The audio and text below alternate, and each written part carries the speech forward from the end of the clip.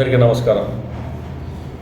అయ్యా ముఖ్యమంత్రి జగన్మోహన్ రెడ్డి గారు ఇన్ని రోజులు 4 సంవత్సరాల 11 నెలలైంది ఇంట్లో నుంచి బయటికి రాకుండా తాడేపల్లి కుంపలో కూర్చొని ప్రజల క్షేమం పట్టించుకోకుండా ఎన్నికలు అయిన తర్వాత పక్కా మోసం చేసి ప్రజలకు ద్రోహం చేసినటువంటి ముఖ్యమంత్రి జగన్మోహన్ రెడ్డి రేపు కర్నూలు జిల్లాకు వస్తున్నావు, నంద్యాల దగ్గరకు వస్తున్నావు. ఎందుకు వస్తున్నావు కర్నూలు జిల్లాకు? హైకోర్టు ఇస్తా అని చెప్పావు, హైకోర్టు ఇచ్చానని చెప్పేసి ఫౌండేషన్ వేస్తానని చెప్పావు. నేను అయిన సీఎం అయిన 3 రోజే హైకోర్టు ఇక్కడ వస్తుందని చెప్పి పచ్చి మోసం చేసి ఎన్నికల్లో ఓట్లు వేసి గెలిపించుకొని లాయర్లంతా పాపం నీకు సంతోషపడి పాలాభిషేకం చేశారు. పాలాభిషేకం ఎక్కడ పోయింది? లాయర్ల పథకమైంది. ఆ రోజు చంద్రబాబు నాయుడు చెప్పాడు నేను బెంచ్ ఇస్తా అని చెప్పాడు. ఈరోజు కూడా తెలుగుదేశం పార్టీ బెంచ్ ఇచ్చేదానికి రెడీగా ఉంది.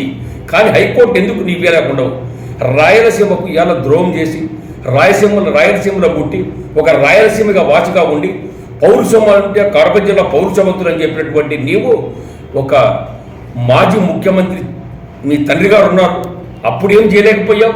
ఇప్పుడు ముఖ్యమంత్రి నువ్వు రాయలసీమకు అయ్యి రాయలసీమకు తీరని ద్రోహం చేసి ఒక దుర్మార్గ పాలన ఇలా నడిపిస్తున్నాము. ఇలా పక్కా మోసం చేసి ఎన్నికలు గెలిచి రాయలసీమకు చీర అన్యాయం చేసినటువంటి ఘనత నీకే దక్కుతుంది. ఇలా అడుగుతున్నాం, రేపు కర్నూలు జిల్లా అడుగు పెట్టేటప్పుడు కర్నూలు జిల్లాకి ఏం చేసినావు? కోర్టు సంగతి హైకోర్టు ఏమైంది చెప్పకుండా మాత్రం ప్రజలు క్షమించని నిన్ను ఎన్నికలు వస్తున్నాయి నెలలో.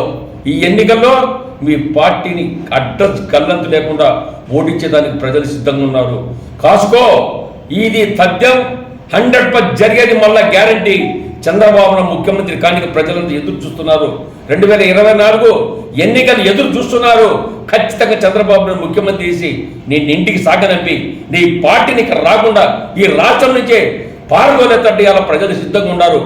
కర్నూలు జిల్లాకు అడుగు పెడుతున్న రేపు కర్నూలు ప్రజలకు ఏం చేశావు, రాయలసీమకు ఏం చేశావు చెప్పి కర్నూలు జిల్లాలో అడుగు పెట్టి ప్రజలకు జవాబు చెప్పాల్సిందిగా నేను కోరుతున్నాను.